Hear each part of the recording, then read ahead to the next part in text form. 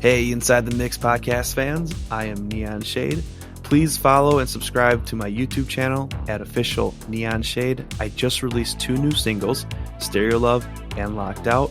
Both come with videos that I made as well.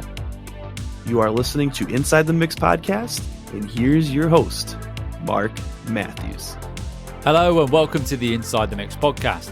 I'm Mark Matthews, your host, musician, producer, and mix and mastering engineer. You've come to the right place if you want to know more about your favorite synth music artists, music engineering and production, songwriting, and the music industry. I've been writing, producing, mixing, and mastering music for over 15 years, and I want to share what I've learnt with you. Hey folks, and welcome back to the Inside the Mix podcast. If you're a new Inside the Podcast listener, welcome, and don't forget to hit that subscribe button. And if you're a returning listener, welcome back. Now, in this episode, I'm very excited to welcome my guest today, my friend Enji James, aka DOOOM, a music producer from Los Angeles, California. And he's joining me today for a Producer Kickstart strategy session. Hi, Enji. How are you today? Hey. Happy Easter as well. Hey, happy Easter. I'm doing well, man. How about you? Yeah, I'm very well. It's nice and sunny over here in the UK. I'm sure it's probably the same where you are in Los Angeles, if I'm not mistaken. Awesome. Actually, yeah, it's nighttime, but we've had some pretty decent days the past couple of days. Not too hot, not too cold. Nice breeze. Nice, man. I keep forgetting that when I chat to people, not everybody is at the same time as me. Yeah. Yeah, man. So, yeah, we're here today for a Producer Kickstart session. So you've sent me a track across, Auto 9. I've had a listen, and it sounds great. So what I like to do is I just like to kick off these sessions with where you're at in your sort of music producer journey and what you intend to do in the next 6 months. So in 6 months' time, where do you envisage yourself being with regards to mixing and music production? Well, not entirely sure. I'm kind of just riding the wave. I started this off as just kind of a mess around project, but lately I've noticed that it's kind of picking up. I'm getting a bit more of a following. People are starting to appreciate my music a little more, so I'm starting to take it a little bit more serious. But this past year, I've just been kind of focusing on doing collaborations with a few people, mainly in the little community that we've been a part of and that I was lucky enough to join. But pretty much just, doing collaborations. Maybe towards the end of the year, start focusing on doing my first debut album. Nice, excellent stuff. A slight tangent here. What do you think it is that has grown that following in particular? Obviously, you've got quality music, but is there anything in particular? Would you attribute it to the community online? Yeah, I would like to say probably the community, and I'm very persistent in stuff that I do and things that I'm passionate about, and music is definitely one of them. So I love making music. The craft is probably my favorite part of all of it. Yeah, the actual music production, so the songwriting and coming up with a composition. Yeah, definitely. Yeah. I'm with you there. It is probably the most fun part. But then again, I love the mixing and mastering as well. So in your sort of notes leading up to this episode, you cited mixing as your biggest pain point. Yeah. How long have you been mixing your own music, and are you self-taught? I am self-taught, and I've been mixing, I want to say properly since November, because that's when I upgraded my DAW to FL Studio. Before that, I was using this web DAW called BandLab. Oh yeah, I know the one. And I was very, very, very, very green to it, and I had no idea what I was doing. I had no idea how to do the equalizing and filtering and effects and stuff. I was just kind of pressing buttons and turning knobs and stuff, and whatever was happening.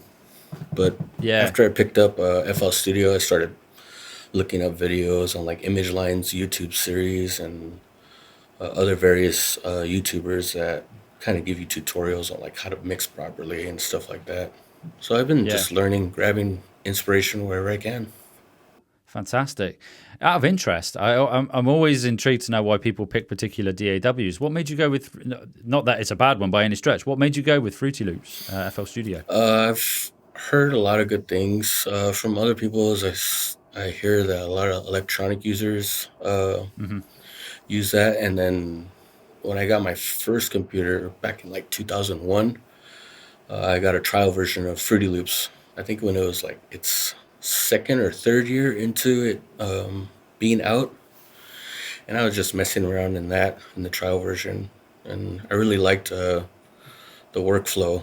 At the time, I didn't know it was called the workflow, but just messing around with it. I started pressing buttons. I came up with little cool little drum beats, and but after that, I fell off and uh, did live bands and stuff like that for a little bit. And then after that, I want to say in March of last year is when I actually started messing around with electronic music. Yeah. When you say live bands, were you recording live bands, or were you like mixing live shows? No, I was just playing live shows at venues, backyards, and stuff Ah, like that. yeah, yeah, yeah. No, Fruity Loops is a good choice, I think. I'm a Logic Pro user, and I think if I was to experiment with another DAW, I'd probably go with FL Studio, because I know a number of producers now, having done the podcast for a couple of years and chatted to them, and it seems to be FL Studio and then probably Ableton slightly behind in terms of popularity. So I think you made a good choice there.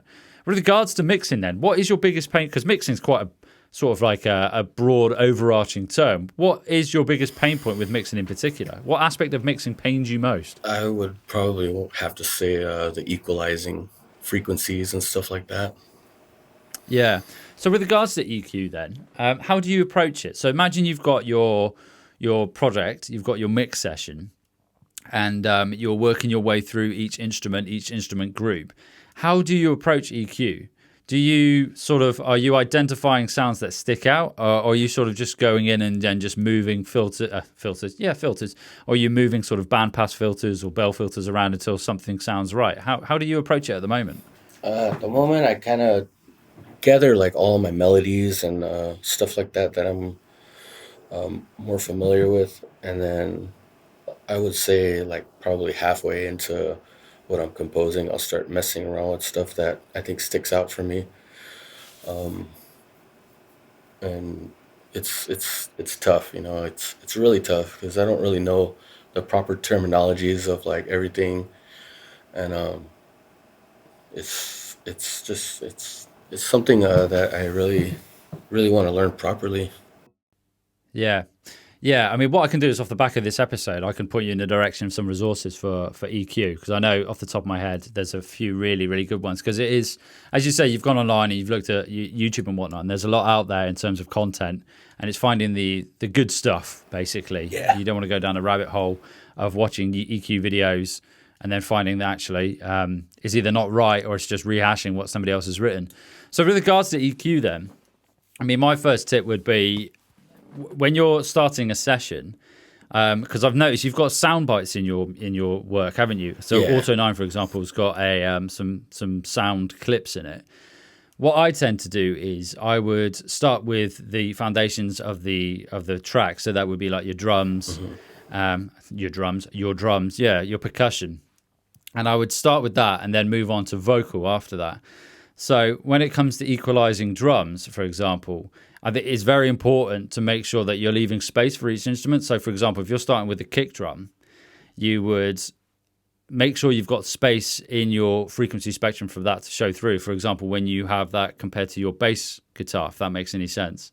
So when you, for example, if you're EQing bass and kick drum, you want to make sure that where your kick drum is coming through in that frequency spectrum, it's not competing with the bass, if that makes sense. Yeah, definitely. So that's a really good place to start. And also another really good one is I've jumped ahead a bit there with bass. For example, if you've got your hi-hats, I don't know if you do this already. I'm sticking with drums at the moment. So let's say your bass, your kick drum, you've got that region sort of 20 hertz all the way up to 6 kilohertz where you've got the sort of the kick drum poking through with the attack. When you've got your hi-hat, are you rolling off low end of your hi-hat, so using a high-pass filter? Is that something that you do? No, that's actually something that I still haven't really been able to explore yet. Like high pass, low pass filters and stuff like that. Usually, I kind of just tweak the frequencies, like kind of like you said, just keep messing around with it until I think it sounds good in my ears. Yeah. Well, a good place to start then would be exploring those high pass and low pass filters. For example, you once again going back to the kick drum, you've got your low pass filter. Low pass it until it starts to sound muddy or you're losing that attack. You're probably looking at around 6, 7, 8K depending on the kick drum sample that you're using, because that way you're getting rid of a lot of high energy that you don't necessarily need in your track, and that's going to leave space later on, and you're going to have a much more balanced track. And it's the same with the hi-hat. So if you bring your hi-hat into the mix and then you have a high pass filter and then gradually bring it up, all the way up until it starts to sound too thin, and you lose the hi-hat and then dial it back a bit, because you're getting rid of all that low-end energy that the hi-hat doesn't need. Yeah. That's taking up space in your mix. And you can imagine if you've got 40 tracks and you haven't done that, that is a lot of low energy that is going to be present. And what that will then do is, if you're getting rid of that, when it comes to the mastering stage, you've got a lot more headroom, you've got a lot more space to maneuver, and you can actually push that track a bit harder. And it's the same with the snare drum as well. So with the snare, you probably want to get that high pass filter and then just drag it up. I don't know, once again, it depends on the snare, and drag it up to around 100, see how it sounds, because you're going to have a lot of body around 250, 200, and then you're going to have your attack anywhere from like 2K upwards again. And then also you want to have that low pass filter again, and it's almost like a big band pass. Effectively, what you're doing is you're shaving off the top end and high end. You're shaving off that frequency content that isn't needed for that instrument, if that makes sense. Yeah. And what that will do is it just gives you a lot more space to maneuver within and it'll just sound a lot cleaner, and it'll sound a lot more balanced as well. But do it in context. Do it in context as well. Don't isolate the instrument and EQ. Yeah. Do it in the context of the mix. Yeah, that's one thing that I've learned too, is to, when you're doing that, don't like mute everything and then just go based off of like that actual instrument. Do it as the whole playlist is like live and active, and get a better idea of what sounds better and what needs to be cut out. Yeah, 100%. Because if you do it in isolation, it may sound great, but when then you bring it back in, it might you either totally lose it might lose its impact altogether, or it might do the opposite. And what you'll find sometimes is there's certain frequencies of an instrument that might complement another instrument, but you wouldn't know unless you're doing it in context. So 100%, mate, make sure you're doing it that way. Yeah, I have learned the hard way with that, where I've muted each track and been like, oh, this sounds great, and then I'll play everything else like, oh, this sounds horrible. What was I thinking with this, Yeah. And I think another thing with EQ again is this goes back off a conversation that I had with Adrian Hall. So this is a few episodes ago.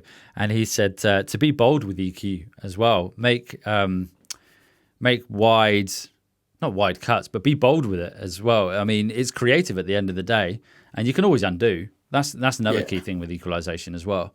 Are there any other aspects of EQ that you're stuck with?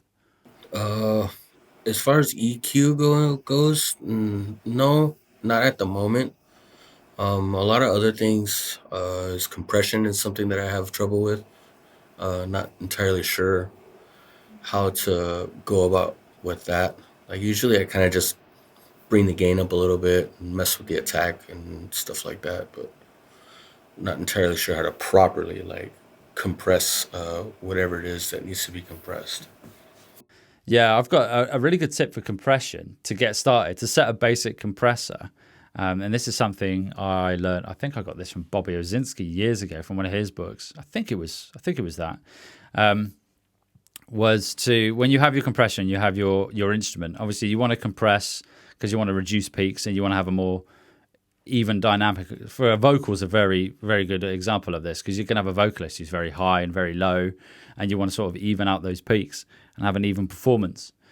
So a really good way of just starting with a compressor is if you turn the threshold all the way up, so it's triggering and it's going to trigger all the time, then set the attack all the way slow and the release all the way fast, and then turn the gain up as well, as far as it will go within reason. Obviously, you don't want to blow your speakers or blow your ears. Yeah.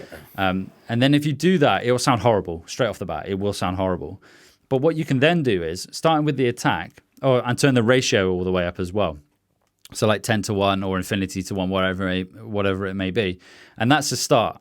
Then what you do is you slowly bring the attack back and you slowly increase or decrease rather the attack time until it starts to have an effect on the sound. So as soon as it starts to sound like it's muddy, or it will sound muddy anyway, or if it starts to sound dull, that's where you want to put your attack to begin with, and then just dial it back a bit. And then you do the same with the release, but you do it the other way. So with the release, you would then slowly increase the release time until it starts to sound dull again. And that's round about where you want to set your release. And then what you do is that's your starting place for your attack and your release. And then obviously bring back the threshold, get however much gain reduction you want, whether it's 2 or 3 dB, and then bring back the ratio to where you want it to be. Like a good place to start with might be sort of 1 to 4 in terms of ratio, 4 to 1 rather. And then obviously you've got your makeup gain off the back of that. But that's a really good way to set your attack and release times. Does that make sense? Yeah, it makes perfect sense. Yeah, I never thought of trying it like that. Maybe we'll have to do that next time. Yeah, it's a really good way to start. Ultimately, though, I mean, if you're going down other compression routes, I don't know, if you want to do something like parallel compression or something along those lines, then that attack might not work. But in the first instance, it's a really good place to start in terms of setting your attack and your release times. And then off the back of that, you can then go forward and then be creative however you want with regards to the ratio and whatnot. Do you understand how like the ratio and the attack and the release, what they're actually doing? Yeah, I think so. Cool. Yeah, there's a really good analogy that I know, which is like somebody in their room playing music. And it's quite a good one. You can imagine you've got a teenager in their room and they're blasting out tunes. And then their mum comes upstairs. And how quickly the mum or the dad comes upstairs to tell them to turn it down is the attack. And then how quickly they then turn it back up is the release. And then the ratio is how much the parent tells them to turn it down by. It's a really good analogy for understanding how compressors work. Yeah, that makes the threshold. Sense. Yeah, it does, doesn't it? And then the threshold is the level of tolerance the parent has for the level of music they're willing to put up with before they'll tell them to turn it down. Yeah, it's for anybody who's wanting to understand how compression works in a really basic way, that's a really cool way to do it. And then you have things like knee, which means basically when you get that threshold, it's just it's not a sudden like bang, it's a gradual threshold. So it starts just before and finishes just after. Oh, okay. Yeah, but I mean, I think those are two really good tips that you could take away and start using straight away with regards to sort of like setting a compressor. Yeah, absolutely. And then also just using the high and low pass filters and also high and low shell filters just to get rid of unnecessary energy sort of at the beginning of the frequency spectrum and at the end of the frequency spectrum. I say at the end that we can hear. Yeah. Yeah, mate, I realise that's almost 20 minutes in now. I hope that's been of use in some way and giving you something that you can take forward. Yeah, definitely. So, I mean, fantastic. What I like to do off the back of these is, like, have you got one sort of actionable step you'll then implement in the next sort of 24 to 48 hours? What do you think you'll do first? What do you think you'll do first? I don't even know. Probably mess around with the EQ, try out those high pass and low pass tips that you gave me. Fantastic. Excellent stuff. And what I'll do as well is, like I said, I'll put some like show notes together with some links to articles and stuff that will help you with that, and I'll send that over to you. Awesome. Yeah, so Enji, where can our audience find you online? Where should they go if they want to hear some of your music? Well, I'm on Instagram. You can find me by typing in Doom Music. It's 3 O's, and it's all one word. I'm also on Twitter, and my @ is at Doom1987, also 3 O's. I'm also on TikTok, which I'm pretty sure is Doom Music, just like Instagram. And I got my music on Spotify, Pandora, Amazon. I got some stuff on SoundCloud, a little bit more of my earlier stuff that's not on Spotify, more of my beginner stuff. But that's not important. My Spotify stuff is what's the good stuff. Yeah, I do the same. My SoundCloud's sort of full of work in progress and demos. Yeah, that's pretty much what I use my SoundCloud for now, is private links just to show people, get feedback on that, and just little demos and stuff that I keep logged in case I want to mess around with it a bit later. Brilliant. I think that's a good way to use SoundCloud, and I like the fact that you can leave comments on there as well. And I always judge it by if the track gets a fair number of plays, it gives me an indication of whether or not it's worth pursuing. So yeah, I use it totally the same way. Yeah, fantastic. Okay, folks, if you would like to join me on a Producer Kickstart session like my friend Enji here and become a Producer Kickstart strategy participant, go to the website www.insidethemixpodcast.podia.com, get signed up and come and join me on the show. Enji, big thank you for joining me today, and I will speak to you soon. Thank you for having me. My pleasure, buddy, and enjoy the rest of your Easter. Hey, you too.